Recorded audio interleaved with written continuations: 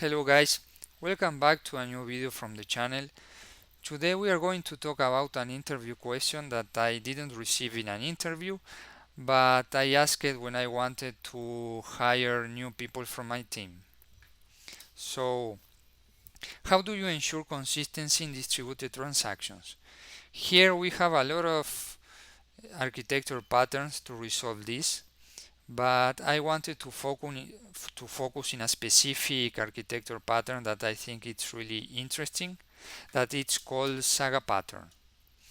In this case, imagine that we have three services. One of them is the buy service that orchestrate the the to buy a product, that the customer buy a product in our system. And at the beginning, the customer sends a request to buy the product, and after that the buy service reserve that product in the reserve stock service. Why is that?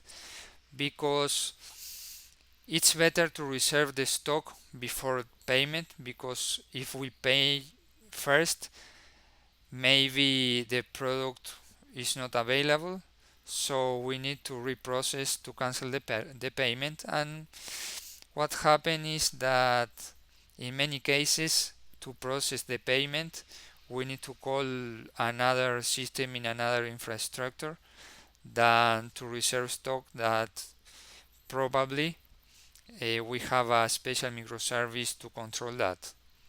So if we reserve the product and after that we receive an OK from that operation, and we proceed to pay the product, to process the payment, and we receive a rejection from the process payment or a fail or something like that, the buy service receives an error.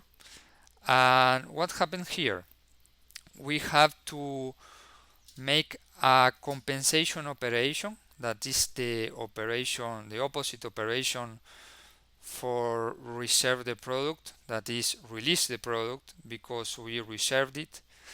So that's it's the saga pattern, that all operations must have a compensation, an operation that compensate that transaction. So for example, in case of doing a credit to an account, the opposite operation, the compensate operation, is to make a debit. So in this case, because we reserve the stock, we need to release that product because the payment didn't process. So after we receive a fail from the process payment service, we need to do a compensation to the reserve stock service in order to release that product. And after that, after the buy service receives an OK, a successful response from the reserve stock service, the buy service will answer a response with an error to the customer to tell him that the to buy the product failed because the payment failed. But in that specific scenario, we needed to do a compensation, and the compensation did work properly. Exist a lot of corner cases in this specific scenario, but I just wanted to focus in a basic scenario about saga pattern that I think it's really interesting to share with you. So if you have further questions, please ask in the comments below.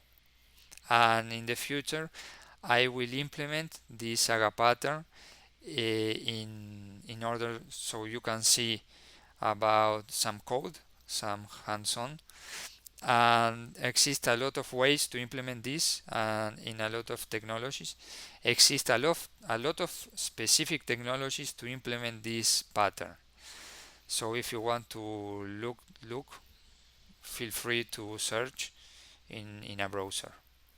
So thank you very much and hope you enjoy, and please follow me in my channel, subscribe it, and bye.